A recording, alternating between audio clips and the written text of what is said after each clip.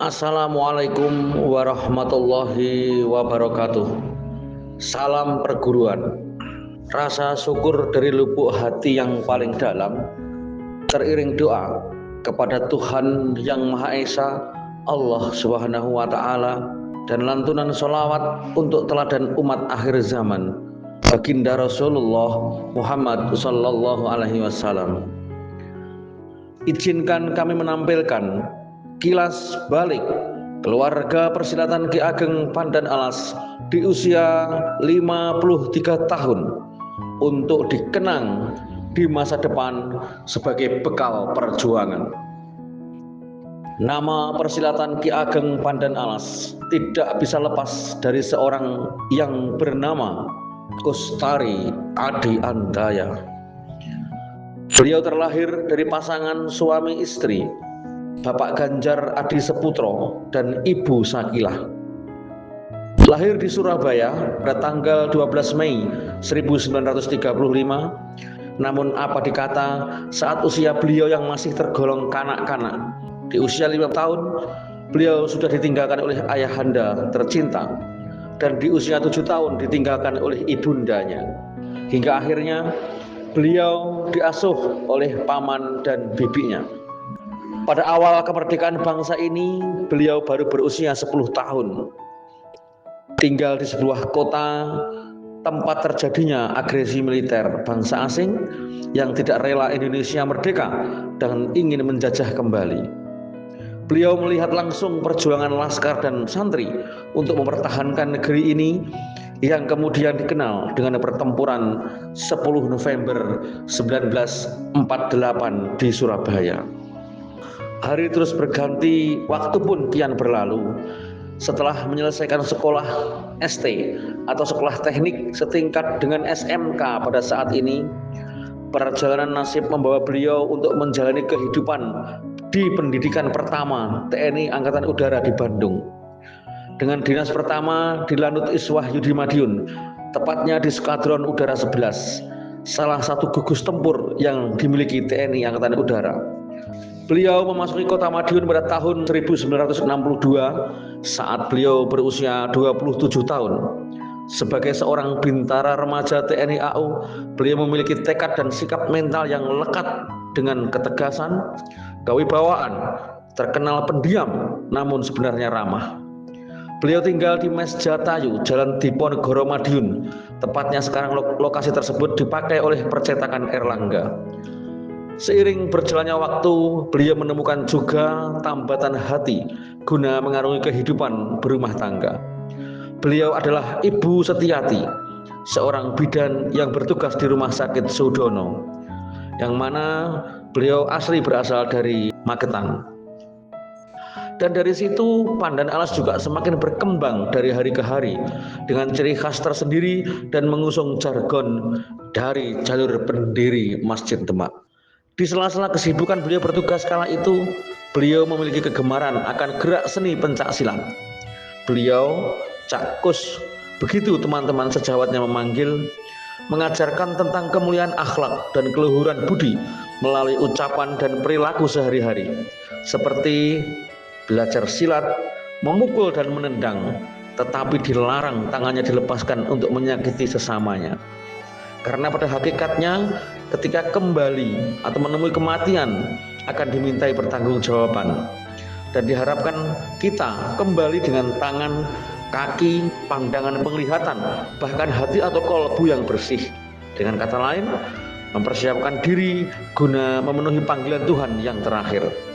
Selain itu, dalam kehidupan sehari-hari, sebagai wujud hubungan baik antar sesama manusia dan alam, beliau mengajarkan agar menghormati sesama dan menebar benih kasih sayang sebagai tangan-tangan penyelamat dan tidak membuat kerusakan di muka bumi.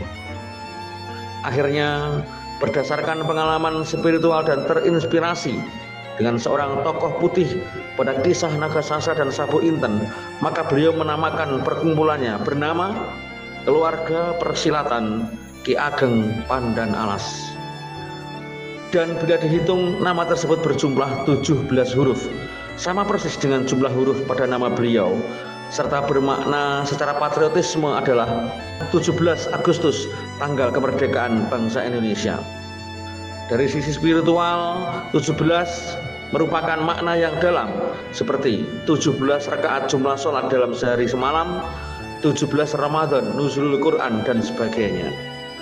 Alhamdulillah, akhirnya surat pengesahan dari IPSI Kodia Madiun yang menyatakan bahwa keluarga persilatan Ki Ageng Pandan Alas yang dirintis dan didirikan oleh Bapak Kostari Adi Andaya tergabung di dalam IPSI dan beliau sebagai sesepuh.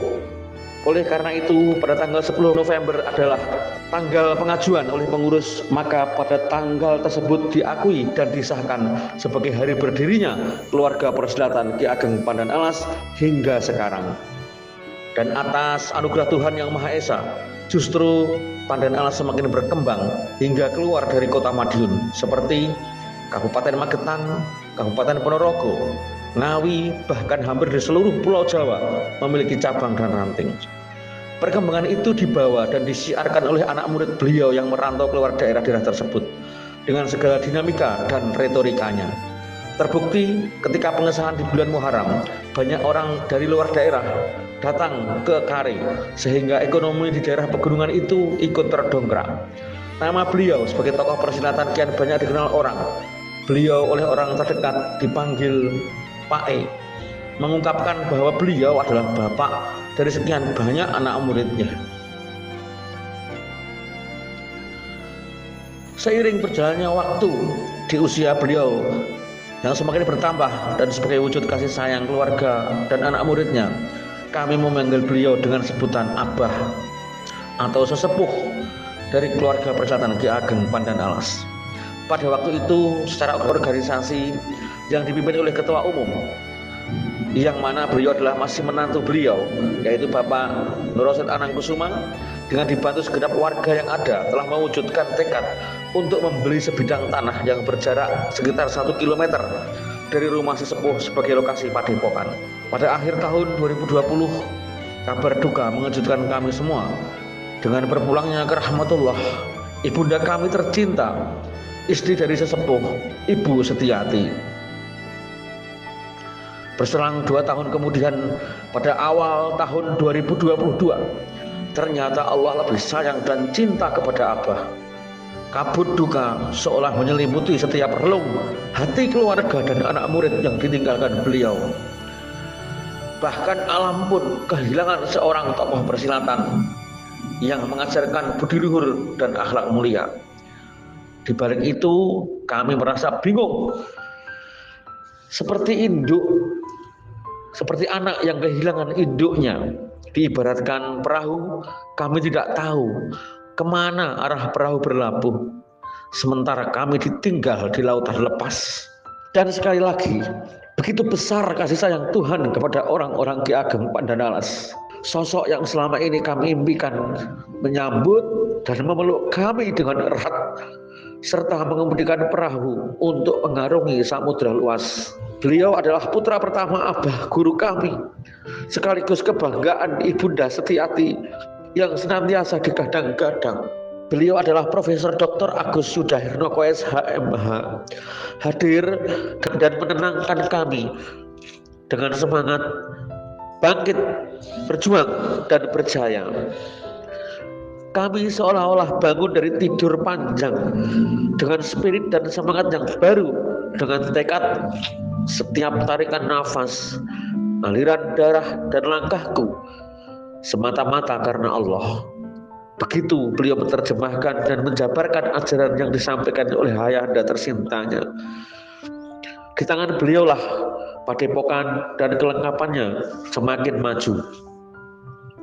Dan wajah serta rumah tempat tinggal ayah dan ibundanya dibuatkan tanda sebagai bakti seorang anak kepada kedua orang tuanya, yaitu sebuah bangunan yang diberi nama Joglo Kasepuhan, yang hingga saat ini dan sampai kapanpun mungkin bangunan itu akan kita pakai untuk acara-acara sakral perguruan.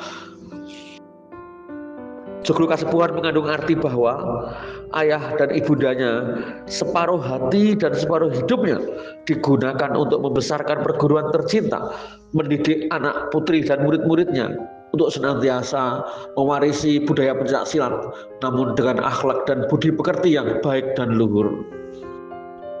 Lokasi di sekitar Kasepuhan yang kemudian nanti mungkin akan dibuatkan sebagai sebuah museum adalah merupakan impian dari kami semuanya. Dan kemudian berdasarkan hasil musyawarah nasional dan keputusan keluarga, karena posisi ketua umum kosong, maka diangkatlah Bapak Taufik Yudhibira WSH sebagai ketua umum.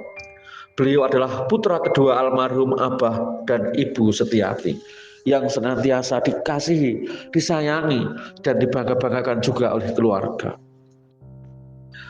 Kini besar harapan kami, seluruh warga Ki Ageng Pandanalas, di tangan beliau berdua kami semakin guyup dan rukun untuk mengembangkan ajaran mulia warisan dari Abah Kustari Adi Andaya, guna memperkuat dan memupuk ketauhidan sebagai dasar untuk mengarungi hidup di dunia dan di akhirat kelak.